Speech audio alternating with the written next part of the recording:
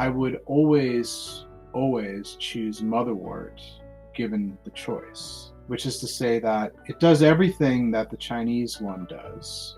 Hello and welcome to the Herbs with Rosalee podcast, a show exploring how herbs heal as medicine, as food, and through nature connection. I'm your host, Rosalee de la Forêt. I created this YouTube channel to share trusted herbal wisdom so that you can get the best results when relying on herbs for your health. I love offering up practical knowledge to help you dive deeper into the world of medicinal plants and seasonal living. Each episode of the Herbs with Rosalee podcast is shared on YouTube as well as your favorite podcast app. Transcripts and recipes for each episode can be found at herbswithrosaleepodcast.com or through the link in the video description. Also in the video description, you'll find other helpful resources.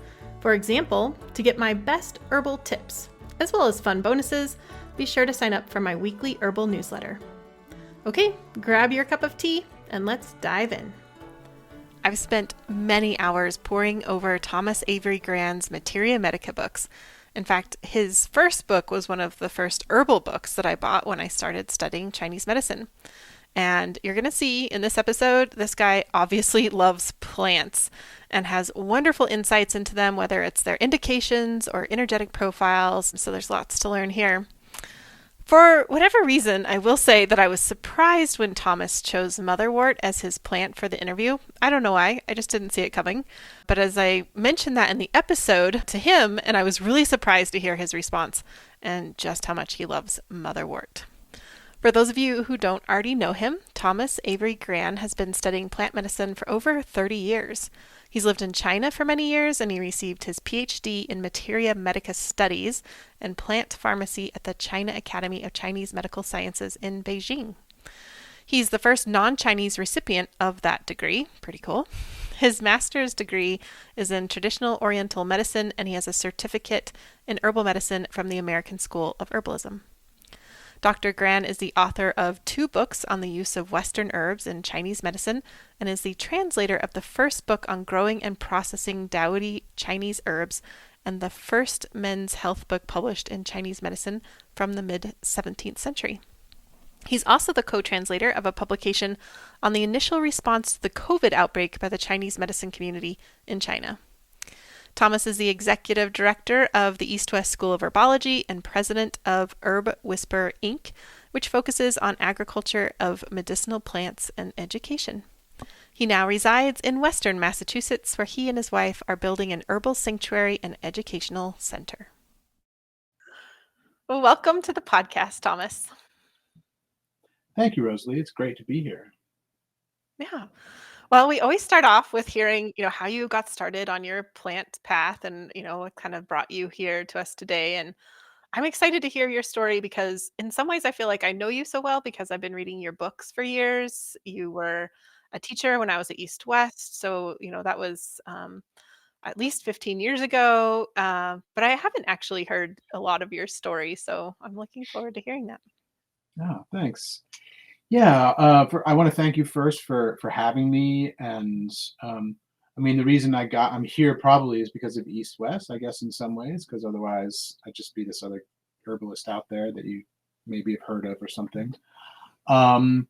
And it's really exciting to see what you've done in herbal medicine, over the years. I think it's been longer than 15 years, but we won't count. And how I got into herbal medicine is a sort of a long and twisted path. I've always been interested in plants, and I grew up rurally gardening and so on. And then I had like a couple of partners, lovers, whatever, that were into herbal medicine, and sort of got turned on a little bit that way, but not really. I had taken some classes and so on and so forth, and read some books, but I was still like just dabbling, really, still, working a different job and so on. And I was invited to a class at UC Santa Cruz, and the teacher was Christopher Hobbs. And I was so blown away. It's the first time I had been to a class where someone seemed to have such a grasp on everything that he was talking about, and it was so well, like his thoughts and his ideas were so well developed, and his delivery was excellent, and I just was like, okay, I need more of this. And so at the end of the class, I went up and asked him, and is how can I get more? I think that was exactly my question. And he said, "Oh, Michael Tierra and I have this school, and you should come and check it out." And so I got a phone number from him. It was like a Friday evening or Thursday. I think it was a Friday evening class. I didn't know who Michael Tierra was. This is like 1991, two or three, something like that. And so on Monday morning, I called the number and I asked two questions: how much, and where do I send the check? I didn't ask any other question. I didn't ask anything about the school, the curriculum. I didn't know how many classes there were a week or a month. I had no idea. So obviously it was, he made a pretty big impression on me. It was only later when I went to the initial sort of class where they spoke and whatever, talking. I think they were trying to get more people to sign up or whatever, and that I saw Michael speak and him talking about Chinese medicine, and I was like, oh, I signed up for Chinese. What's Chinese medicine? So that's how it started. That's It was really hilarious because that was the same for me. Like, I signed up for East West and had no idea I was about to get a big chunk of Chinese medicine, which I ended up loving, but it's kind of funny that that was, like, my similar experience. I was like, "Wait, what did I just sign up for?" Yeah.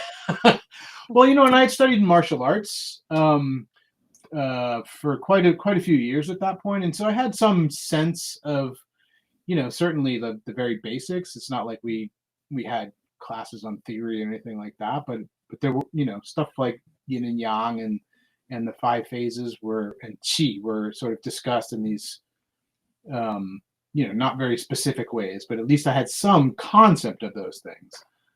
But I had no idea what I was getting myself into, for sure. Little did I know that 30 whatever years later, I'd be sitting here with books that are all in Chinese, behind me and more over there and whatever, that I depend on, daily for my reading pleasure. Yeah. Yeah, so, I went to East West, and I feel like I got, like, I'll call it, like, Chinese medicine light, right? Because you spend 4 years there, but I realize it's just, like, a very little piece of Chinese medicine. You did that, and then now, yeah, I mean, the books that you resource are, not in English. That's a big difference there. Right. Like, how did that I come actually about? donated most of my English language Chinese medicine texts to a school that I used to teach at in Hawaii, because I just realized I'm probably never going to really look at these, So, I didn't actually take the East-West course like you did. Oh, okay. What I did was the American School of Herbalism, which was Christopher Hobbs, Michael Tierra, along with a host of other characters, including Leslie Tierra and Roy Upton and Holly Guzman and Bill Schoenbart and a number of other sort of the Santa Cruz group, basically. And though I'm fairly sure that Michael was more or less following the course structure through the class, I didn't actually formally take the course. However, I did digitize the course. I'm the guy that took what he typed, because when I first started apprenticing with Michael, his job that he gave me was to photocopy and bind the course, which was done in this little building on the back of it, like in the back of his garden. So I would go there a couple days a week and photocopy the lessons and bind them up into the books. And then at some point, I think it was maybe 95 or something like that, 96, I'm not sure when, they decided they wanted to digitize it. And so he asked me if I would do it. And I think he paid me like some very, very small pittance.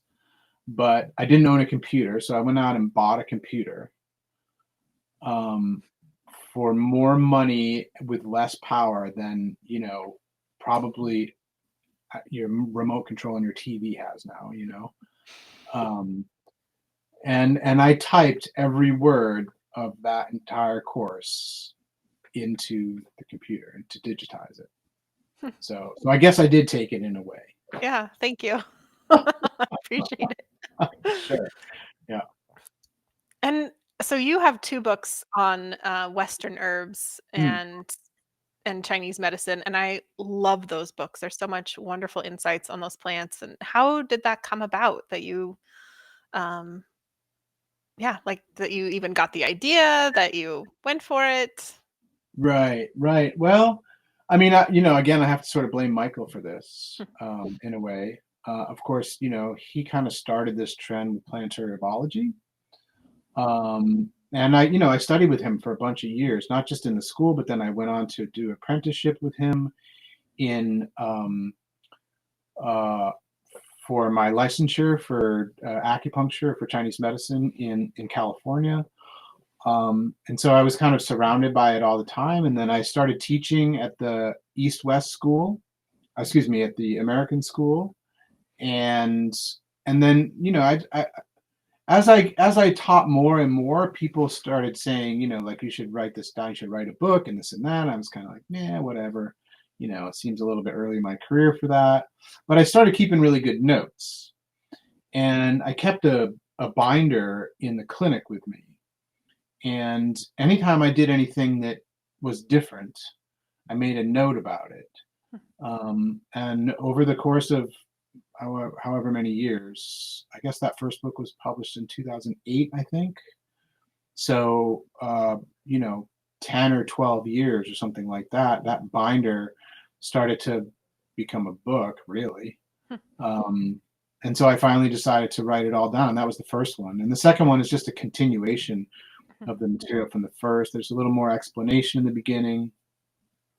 That one really is due for a rewrite, a second edition. I've started it. I just haven't had the time to finish it because I self-published that. I started this publication company called Passiflora Press, which means I did everything from start to finish.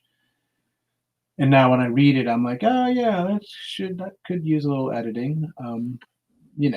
It's fine. It reads fine, I think. And some people think it's great. They really love the style. But it's time for a rewrite. Well, I would welcome that, but I'm one who has loved the books, and they're very plant centric, which is what, I love. So yeah, me too. Yeah. I did not know what plant you were going to choose today. I was kind of curious, like, what is Thomas going to choose? And I will have to say, I was surprised that you chose Motherwort, but very pleased too. So, why did Motherwort jump out at you as a plant to talk about today? Well, let me tell you. And for those of you listening, she doesn't know the answer to this question. So, I did in China, I did my PhD in what translates as Chinese materia medica studies, which is essentially plant pharmacy, sort of.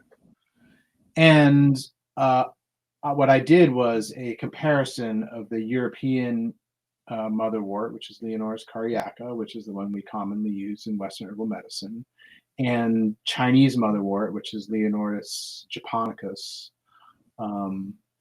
And so I did historical, botanical, genetic, historical being, comparing historical texts, comparison, and chemical comparison of the two species over the course of almost 5 years.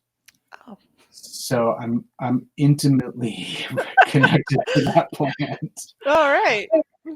There's not probably too many people on the planet who know more about those two plants than I do, which is what happens when you do a PhD. You learn a lot about those things. And I did some cultivation stuff, but didn't get far enough along to really include it in the dissertation. So I have a little book over there that I could show you, but it's all in Chinese. All that you would ever want to know about those two plants, basically. Wow. So, Well, so I'm that's one. excited to dive in then. Where do you want to start? Well, I mean, one thing I will say, for those of you who may be curious, the books you mentioned, using Western herbs in Chinese medicine, this is an idea that, for me, is about, because when I first started studying herbs, it was all Western herbs. I didn't know anything about Chinese herbal medicine. And then even when I first started with Michael and Christopher, it was still pretty Western herb focused in the beginning. And a lot of the Chinese herb stuff, and it was kind of the way that they approached the teaching at that time, because Christopher kind of went right into botany and materia medica, and Michael did all this theoretical stuff. And so even for that first year or so, it was still very, for me at least, very like Western and native California or West Coast, whatever, Western US herbs. And so when I finally like sort of made the jump to really seriously studying Chinese medicine, I kind of felt like, well, I can't leave all these behind. Like, that's just not going to work for me at all. I have a relationship with these plants. And so I felt like, and, influenced by Michael for sure, and Christopher even, that I really needed to do this. And Motherwort is an herb that I wrote about, I think it's in the first book. And at the time, I didn't have the kind of information I have now.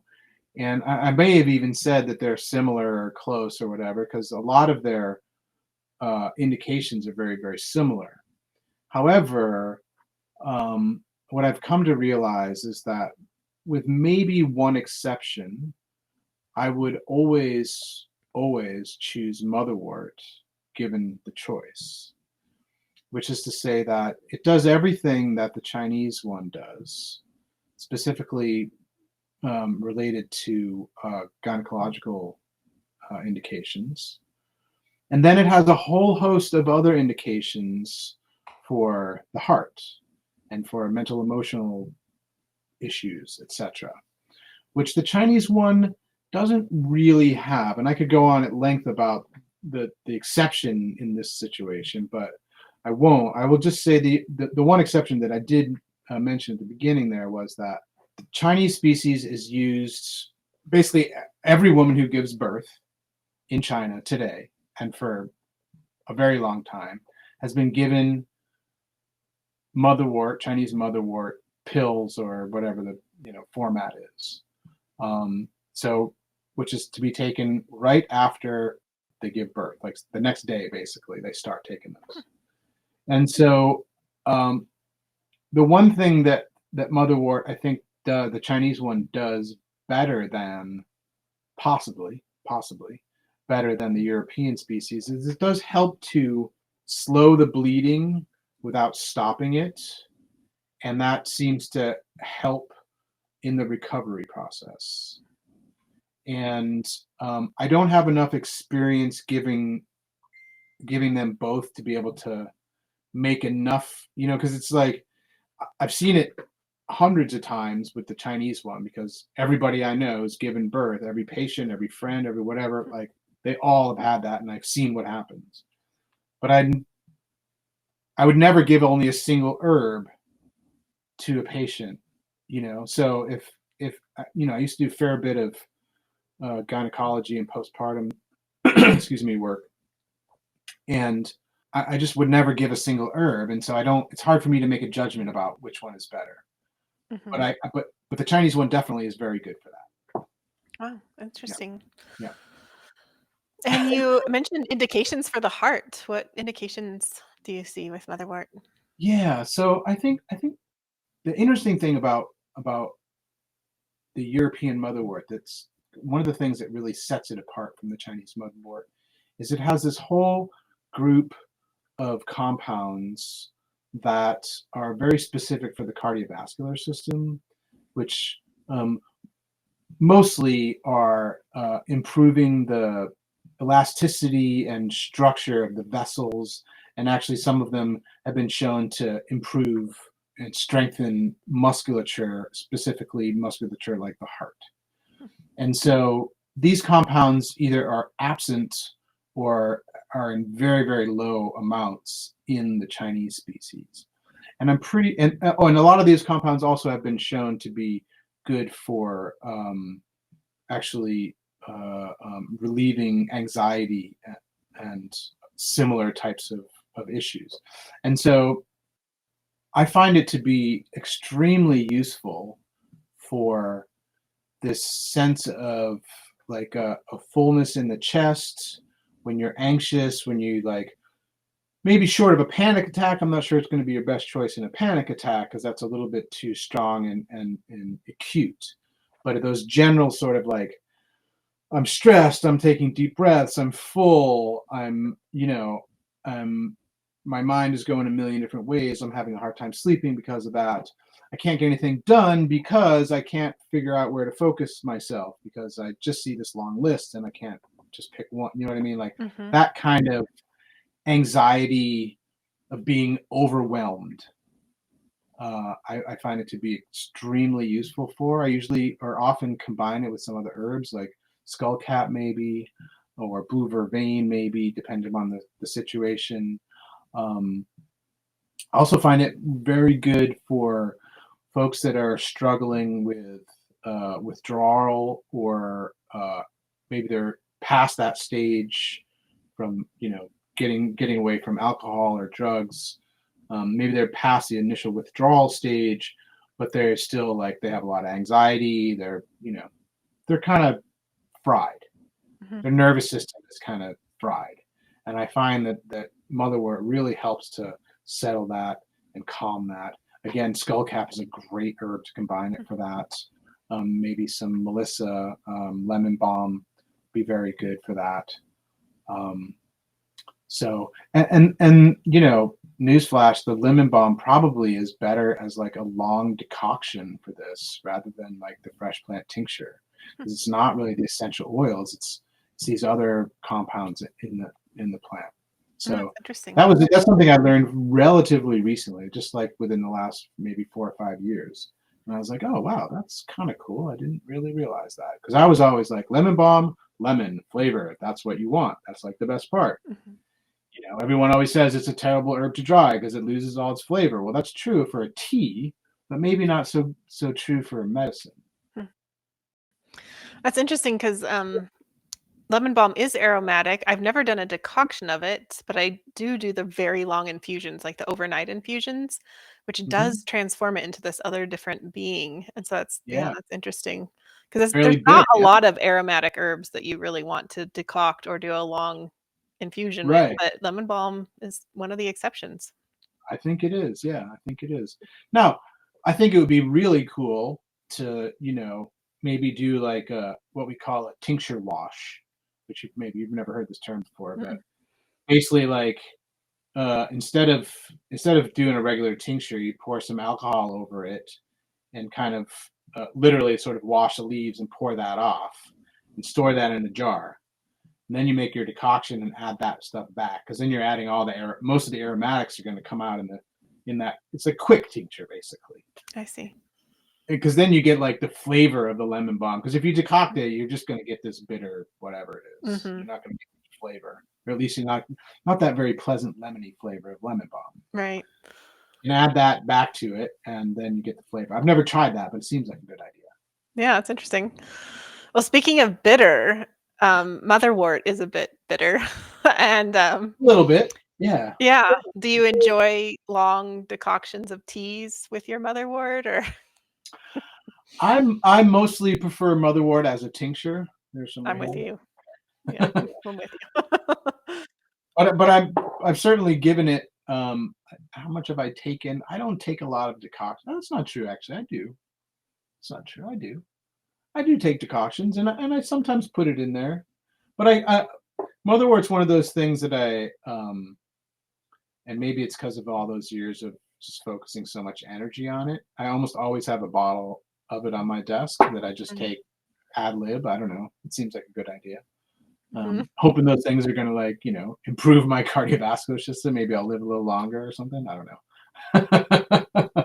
So, When I mean, yeah, certainly you can put it in a decoction. I think it's perfectly fine. I think it's actually very, very good. And however, those compounds that I was talking to, a bunch of them are actually alcohol soluble Mhm. and not very water soluble. And so the decoction, the tincture actually makes difference. Or you could use it as a draft, which is like grinding the herb to a powder and then pouring boiling water over it, and then you drink the whole thing, like herb and all. Mhm. So that was a very common, sort of more old time way to make herbal formulas, and you see it in some of the older books, like Salmon talks about it, and these other old guys from the 16th and 17th century or whatever. And then it sort of fell out of favor. I think it's not very pleasant to take, but it's also popular in China. So for you studied some Chinese medicine, so all those formulas that end in powder or the Chinese san, that's a draft. That means that it's supposed to be ground into a powder, and then usually it's just a couple of grams, 2, 3, 4 grams, into a cup, pour boiling water over it, stir it for a little bit, maybe let it sit for 10 or 15 minutes until it's drinkable, and then down the chute everything goes. So then you're kind of getting you're getting all the herb material into your body, and then letting your body digest what it can.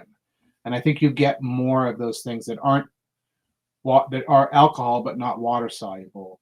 You're gonna absorb a certain amount. I don't know how much, and there's, to the best of my knowledge, there's no research or science to say how much there is. Yeah. Mhm. Yeah, that is a great method if you can handle the unpleasantness of it. I cannot. And I'm grateful for Motherwort tincture because of that. When you make Motherwort tincture, do you have a preference for using the fresh aerial parts or dried aerial parts, or does it matter? I don't think it matters. In fact, I know it doesn't matter. Okay. I've done the research. Mhm. The difference is minute, Mhm. and it doesn't. Yeah, for you and I or anybody out there listening, it doesn't matter. That's Doesn't good to matter. know. I will say, however, that um, the material that most of us get in the store has a lot of stem in it, and the stem is basically inert, Yeah. especially the larger stems. Like if you see a stem and it's like white on the inside or whatever, there's almost no medicine in that. Mhm. I would just caution people. Almost everything that's out there to purchase is like that. There are some places that maybe you get better quality, but if you want to make a really good tincture, and unfortunately everything is in this cut and sift uh, format Mhm. that I'm not a big fan of for a bunch of different reasons. But if you can at least pick some of that stuff out, Yeah. you're going to get a better quality extract for sure. Yeah. Yeah, the only way besides picking out those woody stems that I know about to get around that is getting it from a farmer, because then they'll send you usually like leaf and stem still on, but then you can garble it and get rid of the Right. stem. That's a Um, great, yeah. If you can order or it grow from it the yourself, farmer, obviously, but right, or grow it yourself, that's probably the best way, because then you can pick it at exactly the peak moment and process it right then. And that peak moment is when it's blooming, but hasn't completely opened up, and there's no seeds yet forming. Hmm. So that's the peak, uh, according to the chemistry. Mhm. Um, so yeah, so in the flowers, it's like the bottom. It has an inflorescence, right? And it flowers from the top, from the bottom to the top. And so when it's about halfway up, and those flowers are open, and these flowers are just falling off, that's the moment. Okay. Give or take a little bit, but that's the very, the moment. And yeah, strip all the leaves off and discard the stem, compost it, and just use the flowering tops and the very pliable stems, the stuff that's not woody. That's fine. That still has some medicine in it. But that woody stuff, it's mostly just carbon. It's not much bigger. The other tip for people who are doing this themselves, I would add is gloves, because those I think it's the Yes. calyx on there are quite prickly. Yeah, they sure are. Yes. If you don't wear gloves, you'll find really quickly that it's Yeah. very prickly. Yeah. Yeah, that little calyx is pretty stiff with what is it? Oh no, I forgot. I think there's 6 of them. These little spiny. It's very unpleasant to process without gloves. Let's just say that. Yeah. You'll quickly realize you should put gloves on if you Yeah. forget.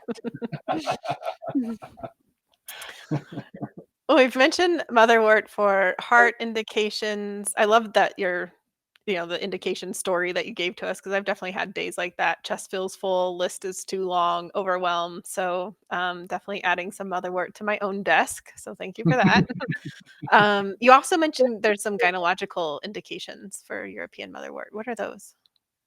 Yeah. So, I mean, sort of generally for PMS, that's a very sort of, very, very general.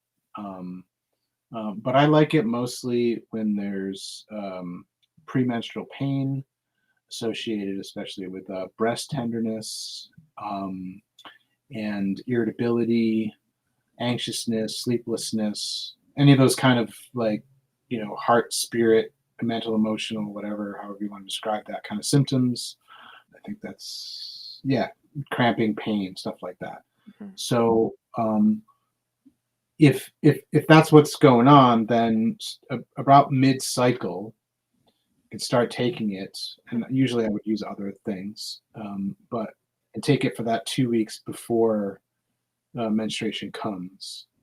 And it's not usually, I mean, the way I learned to practice in gynecology is we use 2 different formulas for the 2 weeks before and the 2 weeks after menstruation. We don't generally give herbs during menstruation, unless there's a strong reason for it, like excessive bleeding or something like that. And so since it is having this kind of effect to resolve the pain and to resolve these symptoms that have come premenstrually, that's the time to take it.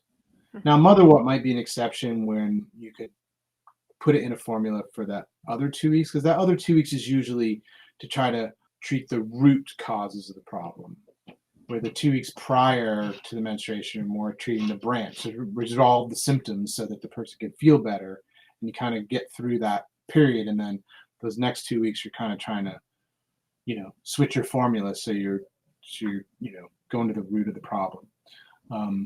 So Motherwort may fit in here. I mean, a lot of people say that it builds blood, and so generally speaking, that's a good thing for women. Women, if they're menstruating women, they lose blood every month, and so we generally think that it's a good thing to build blood, which is why people call Dangui the women's ginseng, right? Because it builds blood more than qi, and ginseng builds qi more than blood. I'm not sure that's a very, particularly good way of putting it, but that's how people The view general it. idea. Yeah. So that's kind of, I guess that's, mostly where I would put it. I have used it in some other cases, but I think that's probably the most common place to put it. Yeah. And this tincture formula that you shared with us, I think you mentioned early to me that was kind of a sample or example formula of what you might do for somebody with those premenstrual symptoms. Yeah, basically what I just said. I Yeah. mean, yeah. So the formula is, it's based around Motherwort. It has skullcap, which I don't always include, but usually include, especially if there's more of the mental emotional stuff, especially when there's a lot of like irritability and anger stuff. And then blue vervain, which will be particularly good when there's kind of that stuffiness in the chest that I was mentioning, or fullness sometimes, or breast tenderness, or fullness in the rib sides, like this. People have this, oftentimes women have breast tenderness, and then they don't even notice it really because their breasts are so tender, but then they realize that their rib sides, like the sides of their ribs, like outside of their breasts, is also kind of painful. And so the blue vervain really goes well, combines very, very well with the motherwort for that. And then the bitter orange is equally good for that stuff. And in Chinese medicine, we say that it moves qi. And anytime that there's any kind of pain, that means the qi is not moving properly. And although generally speaking, when we talk about premenstrual pain, we talk about pain due to blood stasis, the motherwort's moving blood, as is the blue vervain, and then we use I use the bitter orange to move qi, and so that like improves that function. It also improves this stuff on the chest that I was talking about and the middle abdomen area. Anytime there's these kinds of qi stagnation, frustration, anger, usually there's a kind of fullness or distension in the chest and abdomen area. So it's also very good with that for that. And then licorice is added to, in Chinese medicine, we often say, well, it harmonizes the formula. But what does that really mean? What that means is, in this case, partially it's supporting the middle, supporting the digestive process, supporting the stomach. It's very soothing and nourishing. And so even though those other herbs have some of those qualities, they don't really soothe so much. And, additionally, in Chinese medicine, we say that licorice goes to all 12 channels. And that's part of what they mean when they say it harmonizes the formula, which is to say that it helps the formula to spread around the whole body. So that's kind of why it's in there. And also, it does supplement qi. And so, we're trying to move blood and move qi and all these things. And that takes qi, that takes energy to do that. And so by gently supporting the qi, you're not doing anything too strong, because if you do something too strong, you could make the symptoms worse. But this gentle nourishing will help the body to give it energy in order to be able to do these other things. So that's kind of what we're talking about here. I found it, or slight more modifications of it, to be extremely useful. I almost never give exactly that, only because your assistant was asking me about a name, and I thought, I don't have a name for it. It's just like this base formula that I have in my head that then when I look at the person in front of me, I go, oh, I need to add more of this, or I need to take that out and substitute something else in, or whatever. But it's just this. So I think we gave it a name. So yeah, maybe the motherwort based formula. Yeah. So and have fun with it, and also recognize that it's not necessarily perfect for everybody. And if you have a little more anger and irritability, maybe you add a little bit more skull cap. If you have a little bit stronger, more chest stuff, maybe increase the bitter orange and or blue vervain. That kind of, or substitute something else in. You have some water retention. Well, motherwort does help that. It is diuretic, but maybe it's not really strong enough in this area. So add some, goldenrod or something to help drain fluid. So yeah, that it's I think that's really important to understand, that every person is different, and there's no one formula or one herb that's going to treat every situation or every situation for one person, or certainly every person. So I can't call this like the PMS motherwort tincture. Like that's not necessarily with you. You can make it. You can say it's Thomas's, but you can't say the. No, I mean you can if you want, but it would be inaccurate. Yeah. Well, this is a little off topic, Thomas, but I just feel like I have to ask you, because somebody out there is like, oh, but I can't have licorice because I have high blood pressure. Really? Just like handing you the can to open up the worms. Yeah. Well, so first of all, you can. The issue really is not licorice so much as the amount of licorice and the duration of time. And so if you are taking this formula because of the indications that we just discussed, you're never going to take it for very long. And the amount in the formula is very small. And so I would say in 100% of the or 99.9% of the circumstances, it's perfectly fine. And frankly, like, I don't know how many, but there shouldn't be that many women of menstruating age who are concerned with high blood pressure. If it is, then you have other health issues that need to be addressed, obviously. It's not the high blood pressure or the premenstrual syndrome. It's other stuff that's probably, a bigger problem, because high blood pressure is certainly not an illness that should be common in women who I would assume are under 50-ish, right? Yeah. So. Well, thanks for that. I have a little story about that. Is someone just this week called me, and they're good friends of mine, and they live off the grid, like they don't have any kind of computer or anything. So they asked me to do herb orders from them. And they said, "Oh, we need like 2 to 3 pounds of licorice." And I said, "That's a lot of licorice, like just the cut and sifted herb." They said, "Oh yeah, one of us is taking a third cup of it every day, like made into a tea." And I was like, "Whoa."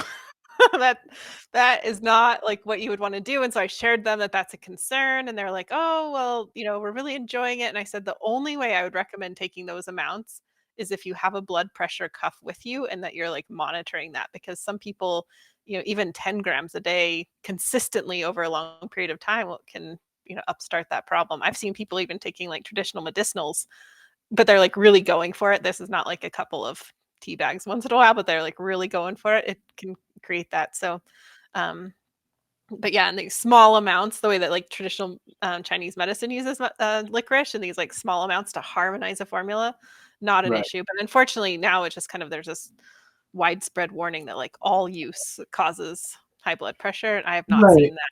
But I would Yeah. caution against like very large dosages for a long period of time. Well, that's the thing. It's like, even a large dose once shouldn't be an issue.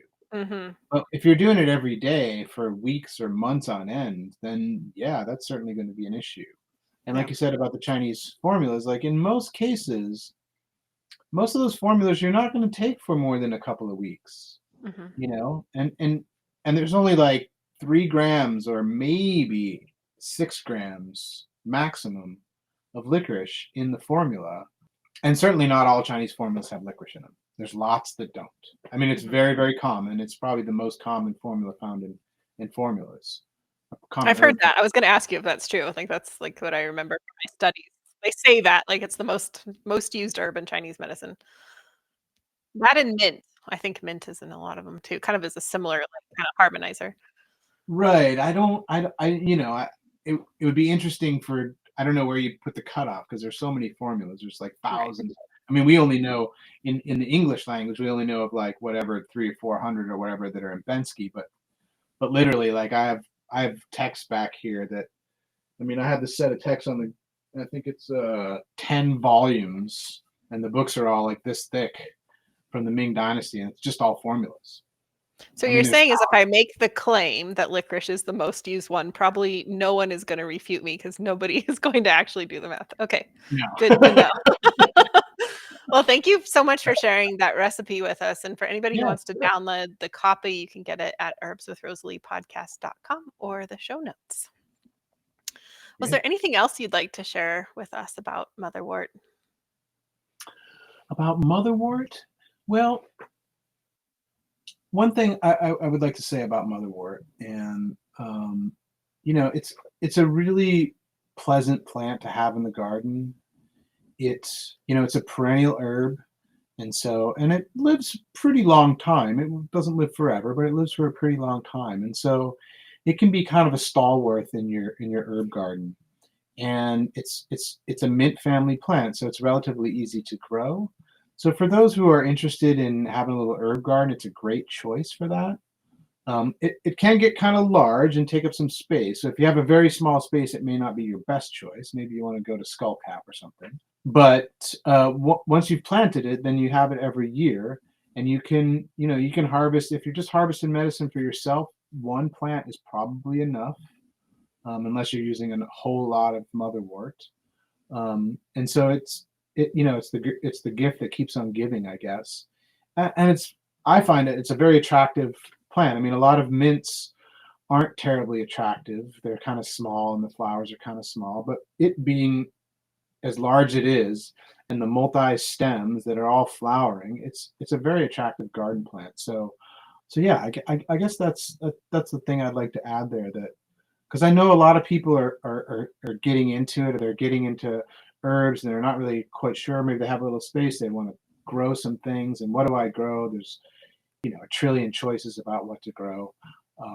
But I think motherwort's a great choice for those reasons. The birds love the seeds, by the way. So if you don't want the seeds, I mean, some are going to fall on the ground. You're going to get new plants coming in. But if you just let it just do its thing and don't cut it down, you'll find birds coming to it to eat the seeds.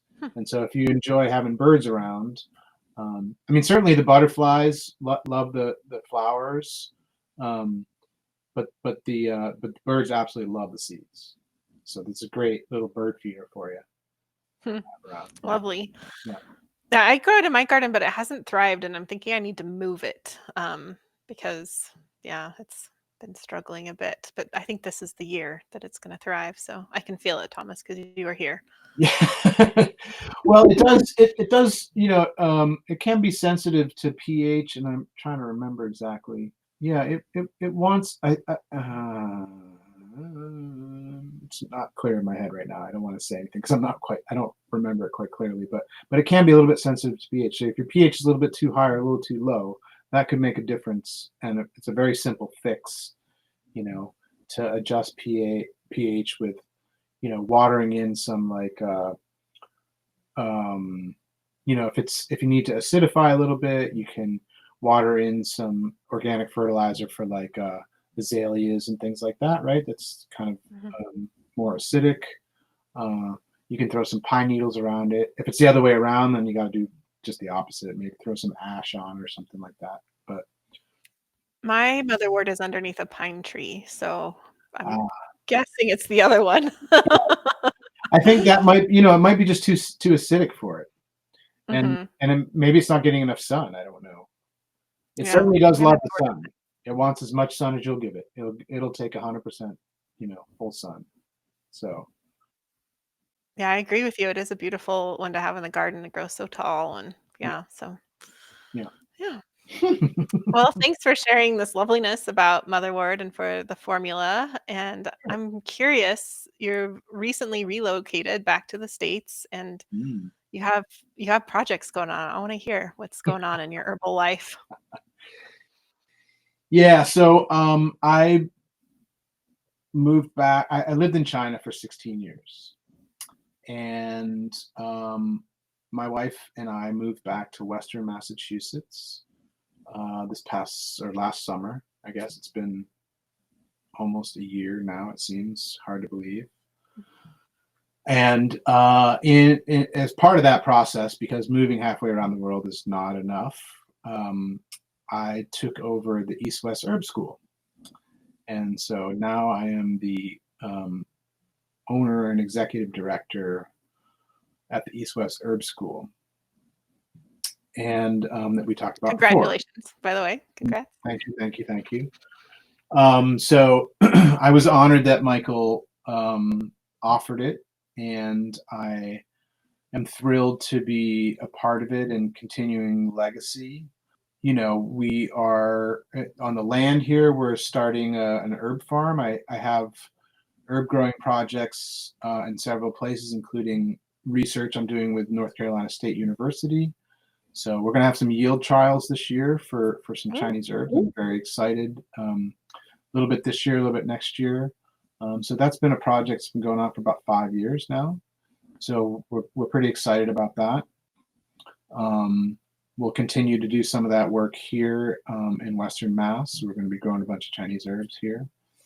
And then the course I'm super excited about. I'm teaching a lot these days, and the first thing I did, or one of the first things I did, aside from building a new website for the course, was to upgrade the home herbalist course.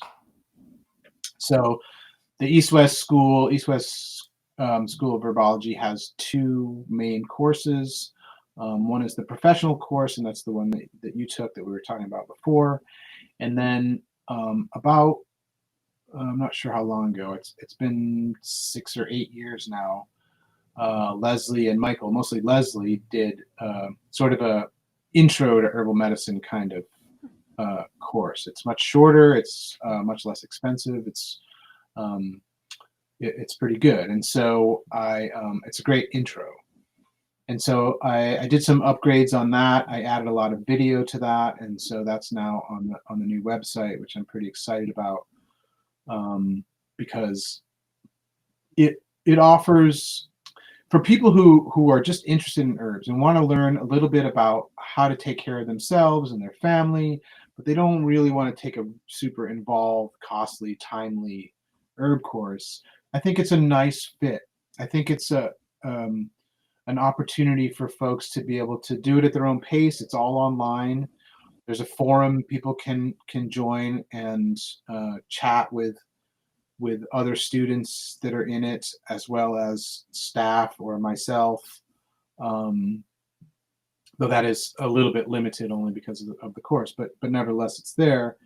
And by the time you get to the end, you know how to make some products, a little bit about some diet therapy, some herbs, and how to put them together. It's, you're not going to be an herbalist. You're not going to be a certified herbalist. You're going to have a certificate from us saying you've completed this course. This is not like the Facebook advertising you see where, become a certified herbalist for $35, and the course is like 3 hours long, and I don't know how that means anything, but this is I think I guess I should have looked for this before I started this talk, but I'm pretty sure there's about 10 or 12 hours, I forget, I'm sorry, of video on the course from Leslie and myself. That's great. And so, yeah, so it's really, it's fairly involved, along with, maybe there's more like 20, I forget. There's a lot of video anyway. And then in addition to the video for the course, at the end of each lesson, there's like a little mini herb walk.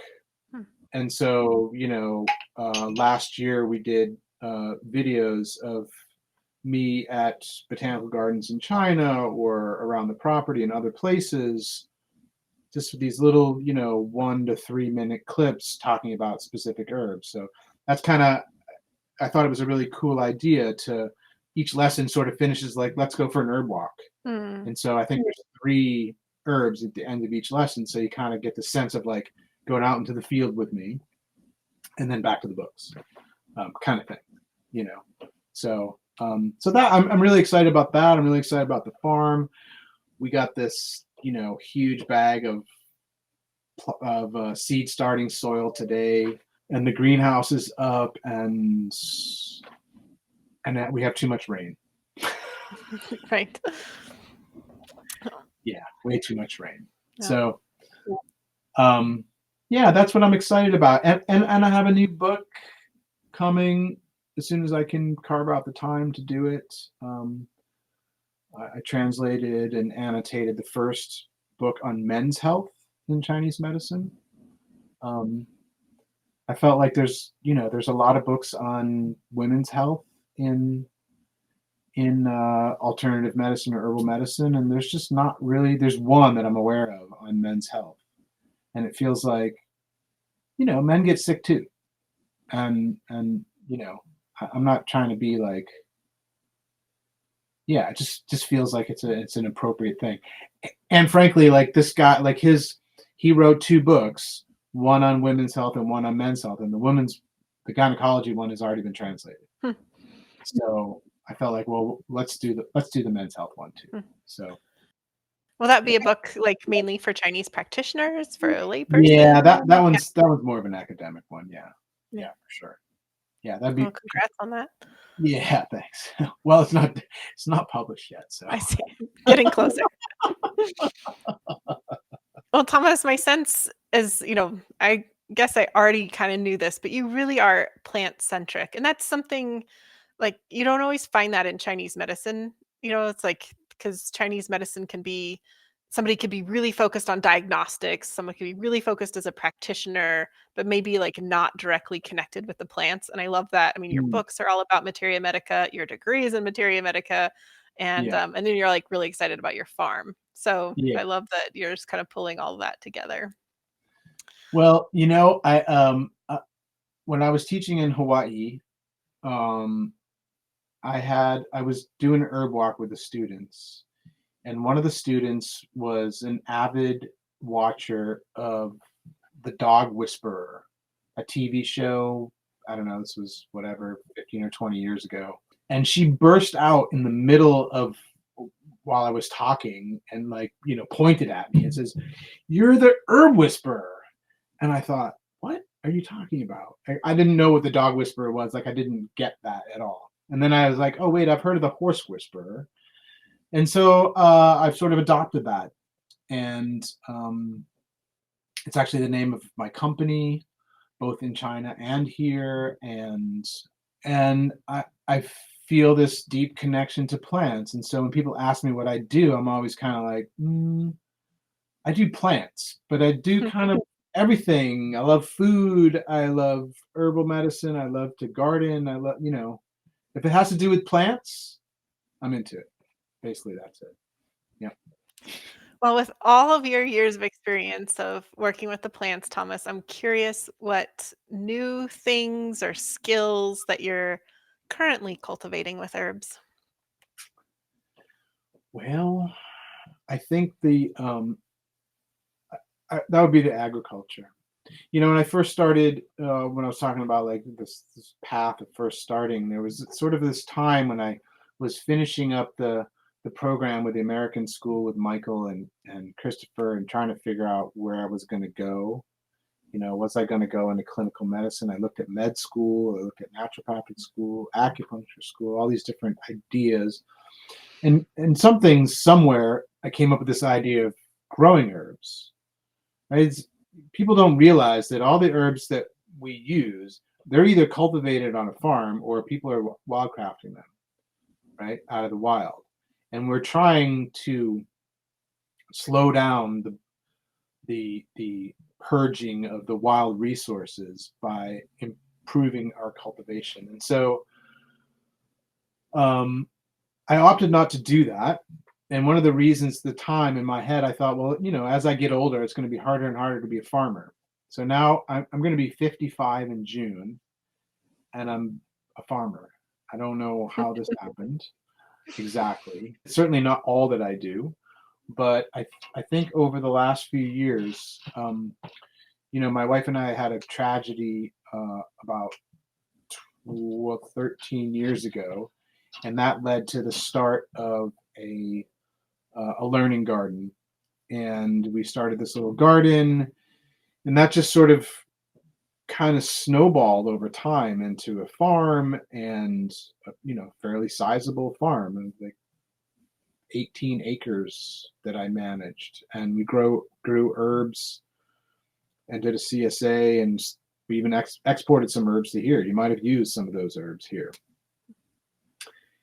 And then, when I was doing my graduate work, I was surrounded with a bunch of people who were doing that. One of the people from my committee is steeped in that. Most of her work is on understanding how to take herbs out of the wild and bring them under cultivation by understanding the ecology of the herbs where they grow, including soil ecology. And so I got really into that.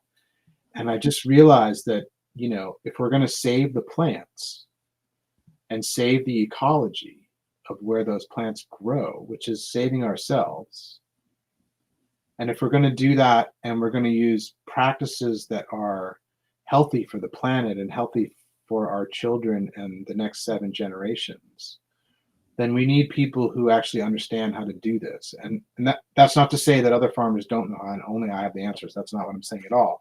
But what I am saying is that I felt like I had something to contribute. And throughout my entire career, I've sort of gone from, practicing full time, where I was seeing one person at a time, and maybe as many as 15 or 18 people in a day, to teaching more, to writing, to doing research. And each one of those things sort of expands my influence, if you will. And so I guess the agriculture sort of embodies that as well, because now I've done all this research and practical stuff with the agriculture, and that's starting to get out there and affect, more and more people in what I hope is a positive way. So I guess that's what I'm, most excited. I still see patients. I still make medicines. I still wildcraft. I still teach. I still do all those things. I'm the guy that picks up the textbook and just sits down, with a cup of tea and reads for fun. It's kind of weird, but that's what I do. So that's what I'm really excited about. And I invite folks to come and check us out. And, we'll be having events here for sure. And it's really exciting. We have a beautiful piece of property with open land and forest land. And so, it's going to be like a little botanical sanctuary here, and a functioning farm at the same time. So, yeah, it's pretty. Oh, it's so lovely. Yeah, come visit us, Rosalee. Yeah, well, IHS is next year, so maybe.